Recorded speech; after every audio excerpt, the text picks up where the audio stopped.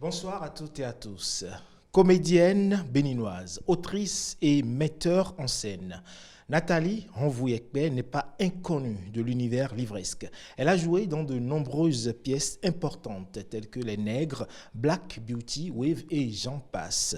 Le Salon national du livre, édition 2023, qui se tient ici sur l'esplanade du Palais des Congrès de Cotonou, nous fait l'occasion d'une rencontre, celle des rencontres littéraires. Nathalie Renvouyekbe, bonjour. Bonjour. Vous allez bien? Je vais très bien, merci. Alors, des nouvelles, des pièces de théâtre et même des séries télé. Nathalie a un parcours dense.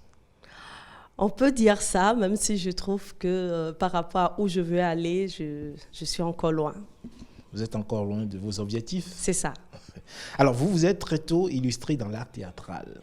Cela après un parcours à l'ensemble artistique et culturel des étudiants de l'université d'Abomey-Calavi. Alors, cela me fait vous demander que représente pour vous le théâtre? Le théâtre représente pour moi ma vie.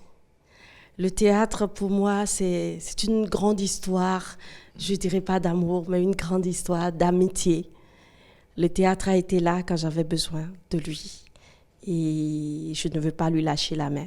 Voilà, donc ma vie, disons, depuis que j'ai atteint la majorité, toute ma vie est dédiée au théâtre. Voilà. Alors, vous disiez que le théâtre était là quand vous en avez eu besoin. C'était quand, ce moment-là? Alors, je dirais que quand j'étais encore au lycée, je méprisais un peu les gens qui faisaient du théâtre. Je trouvais même que ce sont mes camarades qui n'arrivaient pas à prendre leurs leçons, qui prétendaient être des comédiens et ça m'amusait.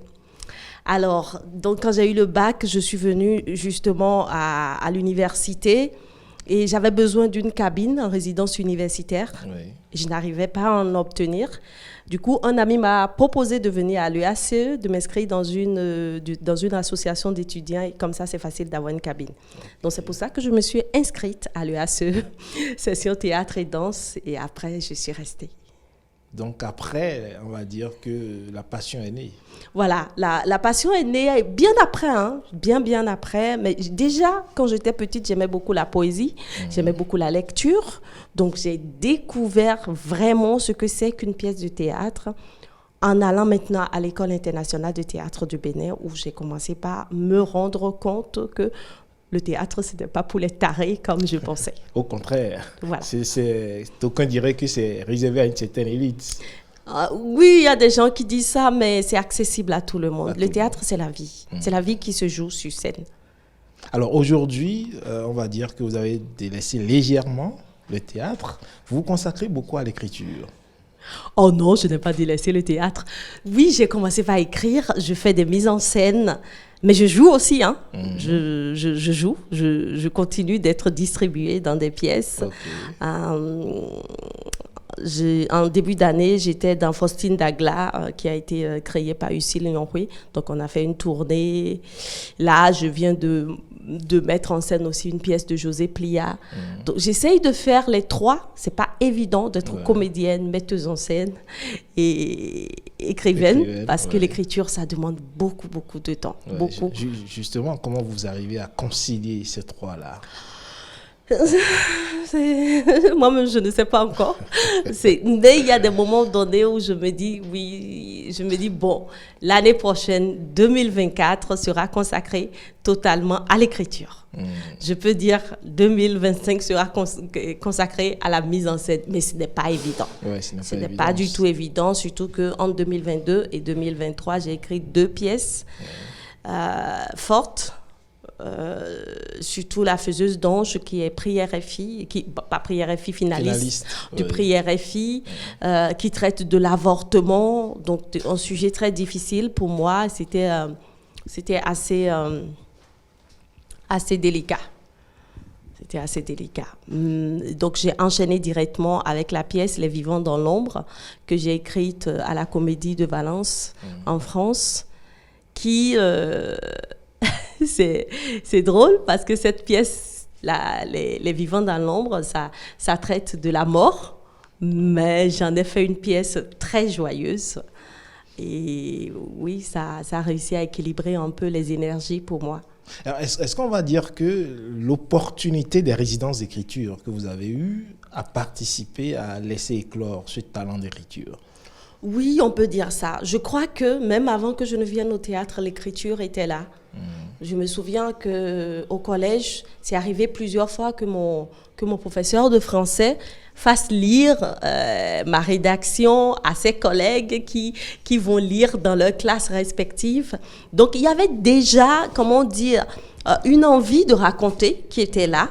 J'ai commencé ensuite des romans quand j'étais à l'école de théâtre, mais je n'aboutissais pas. Ensuite, en 2014, j'ai commencé l'écriture de ma première pièce de théâtre, donc Trop de diable sous le jupe, avec un auteur confirmé cette fois-ci. Donc, ça m'a aidé d'écrire à 4 mains. Ensuite, j'ai eu envie de commencer un autre projet, mais c'était compliqué, jusqu'à ce que je sois lauréate de la première résidence d'écriture à Limoges. Ça m'a permis de poser, de n'avoir que ça à faire, Oui. matin, midi et soir. Et quand je n'écris pas, je lis. Oui. Quand je ne lis pas, j'écris. Donc ça. Et c'est ainsi donc qu'est née Course aux noces. Oui, voilà. J'ai écrit Course aux noces au cours de cette résidence à la Maison des auteurs à Limoges. Et c'est une pièce qui parle de la situation de la femme. Oui. Ou plutôt la question du mariage. Exactement. C'est surtout la pression que la jeune femme reçoit par la société, la pression qu'elle subit à partir d'un certain âge, où on lui dit « il faut te marier, il faut te marier, il faut te marier ». Voilà. Vous appelez ça la mascarade du mariage. Oui. Et il y a cette pièce, L'enfant de la colère, que vous avez promis nous donner lecture tout au moins d'un passage. Oui. Allez-y. Direct la lecture? Oui. D'accord. Quand j'étais enfant, j'avais envie de crier. Toujours, j'avais envie de crier. Crier pour dénouer l'estomac ou la gorge. Crier les yeux ouverts quand je vois la première fois la mère lune au début de chaque mois, alors que chez moi, on ferme les yeux quand on la croise du regard pour lui adresser des vœux. Crier pour dire à la tradition qu'elle pèse parfois trop lourd. Et toujours, j'allais dans ma grotte secrète quand l'envie de crier me prenait. Ensuite, nous avons quitté le village. À Cotonou, je n'avais pas de colline ni de grotte secrète où crier. Alors j'écris. Quand mes viscères se mélangent, quand mon estomac se noue, quand l'envie de crier devient irrésistible, j'écris. J'écris pour que mes cris ne soient pas étouffés. J'écris pour que ma colère ne devienne jamais haine. J'écris pour que les fruits de ma colère soient fils et filles du rire. J'écris pour que les drames que je peins soient des explosions de joie. J'écris pour que ma colère soit le terreau qui fait pousser l'arbre de la tolérance. Je veux une plume qui sculpte la vie, une plume qui raconte le monde, une plume qui voyage, danse dans le ventre de la femme, traverse la chaleur des tunnels vaginaux, utérins, cogne l'estomac et débouche la gorge. Je veux une plume qui libère la colère et lui donne des ailes, que la colère vole, survole les déserts, les monts et collines et accouche des mots. Laissez-la s'exprimer.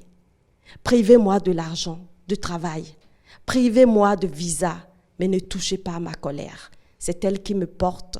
C'est elle qui lève ma voix restée trop longtemps en mode mute. Laissez-la s'exprimer. Qu'elle ne me quitte pas. Qu'elle ne me quitte jamais. Et que cette colère qui s'exprime à travers la plume, c'est une sorte de thérapie. Alors, on se questionne sur les raisons qui vous ont motivé à écrire L'enfant de la colère, à vouloir que cette colère puisse s'extérioriser.